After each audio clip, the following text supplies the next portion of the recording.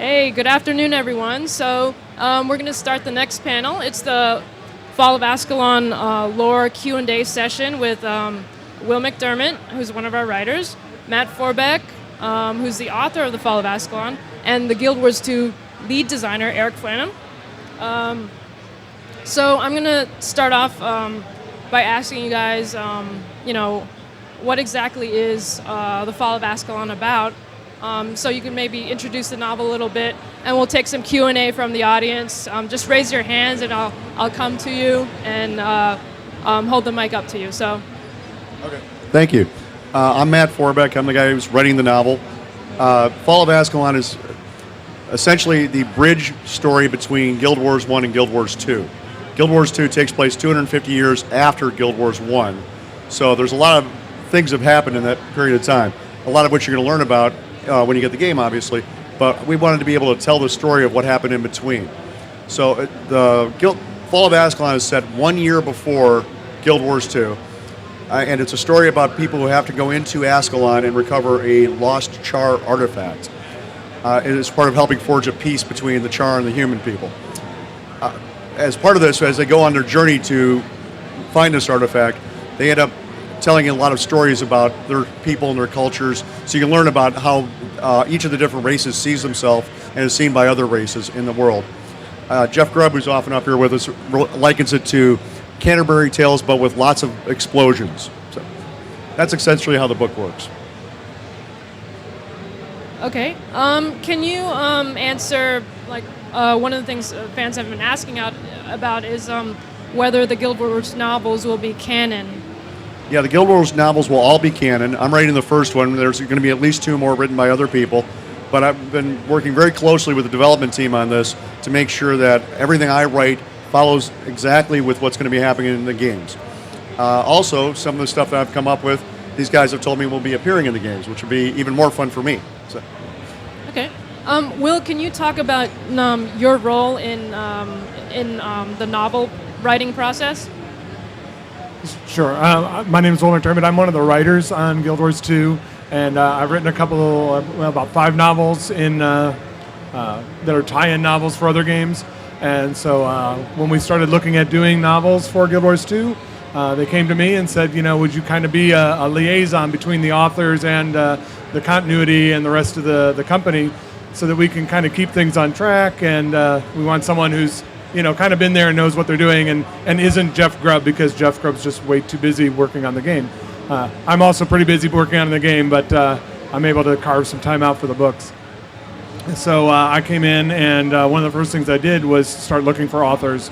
And I know a lot of authors, and a lot of authors who write for game novels that are based around games. And so we started putting feelers out. Jeff Grubb gave me some names. I had some names, or other people in the writing room who had some names. We started reaching out to some of these folks and got some samples in, and we chose 3 of them, first one being Matt. And I mentioned this yesterday. One of the things that I wanted to bring to this project is that there's a lot of game-related fiction out there, and a lot of it appeals to gamers, and I wanted our fiction to appeal not just to gamers, but to lovers of fantasy fiction. And I wanted these to be well-told stories with really well-rounded characters that you really cared about, that pulled you into the story and pulled you right through the story, and made for a fun reading experience, and not just for hey, that reminds me of the game kind of experience. And so when we were looking at authors, we looked very hard at how they told stories, and not just how well they could stay close to the game. And I think we got a really good slew of writers for these first 3 books, and I think you'll be pretty pleased with the results. Matt, can you talk about a little bit about your writing background? What do you bring to the Guild Wars, the first Guild Wars? The first thing I did is I found the list he was talking about, and I knocked off the first 10 people. Right? No, I started out doing game design when I was in high school, and I started doing it professionally when I was in college as a freelancer. And I ran a game company called Pinnacle Entertainment Group. We did Deadlands, which was a zombie Western role-playing game, and Brave New World, which was a superhero role-playing game. But I've written for just about every major company in the tabletop industry. About 5 or 6 years ago, I started writing novels for these companies. I've got 12 of them out right now. for Wizards of the Coast and for Games Workshop, and I wrote the novelization of the Mutant Chronicles movie, which came out last year. And I've also just sold 2 original novels to HarperCollins. So I've got a lot of experience doing this kind of stuff. I'm a lover of games first and foremost, right? That's really how I started doing these things. And novels are something I came to a little bit later. I'd always wanted to be a writer. I always wanted to write novels, but games were always shinier, you know? So I ended up doing a lot of games that way. And the benefit of that is that when I'm talking with these guys, I understand the language. I did a couple years of computer science in college as well. So I mean, I can flowchart, I can program, I can design these kind of things as well as write them. So we don't have to develop a glossary or a vocabulary. We already know how to talk to each other. Eric, how involved are you in the novel? What's your role? Okay, so my role is basically when Matt will send us chapters and send us examples. He'll send us the bits of the novel, and I'll have comments on it where there are things that maybe hey, Sylvari should act more like this, or this character should act more like this, or even looking at stuff that, like he said, opportunities to take things that he's put in the novel and bring them over into the game are really important for us to try to take a look at those opportunities. So we get, as he said, we want the novels to be canon. We want them to be, fill in that gap between Guild Wars 1 and Guild Wars 2 really, really well.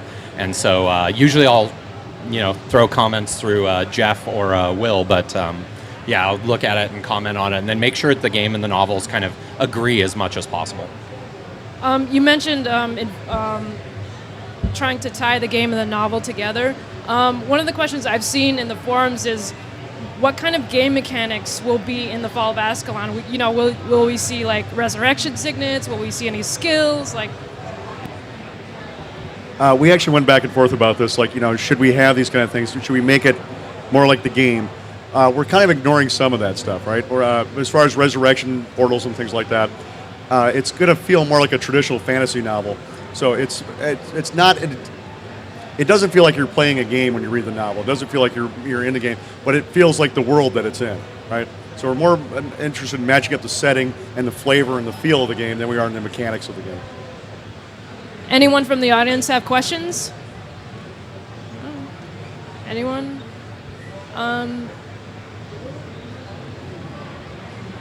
Hey, Matt. As a freelancer, when you're approached by different companies,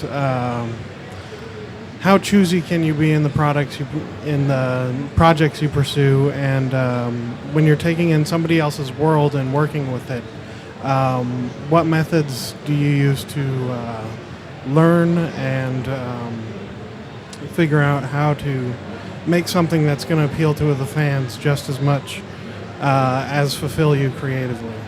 Oh, the first thing I do is I after the meeting is over and people are saying we want you to work on this thing, I go and immerse myself in it, right? I mean, I've done things. I did to stretch it even further, I did a collectible card game based on an anime called Monster Rancher, which was a cartoon for kids, right?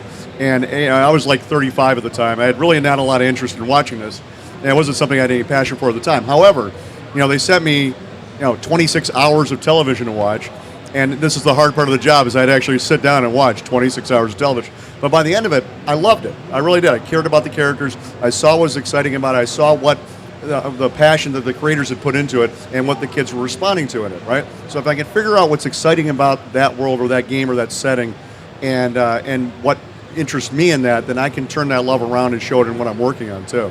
And some people have a hard time doing that, but I mean, it's a creative effort that somebody's put their heart into. There's got to be something of value in just about everything out there. Everything in this room, for instance, somebody has put a lot of their heart and money and time and effort into. So there's something of value there, right? So I always try to look for that thing and then see how I can take it and do something innovative and new with it.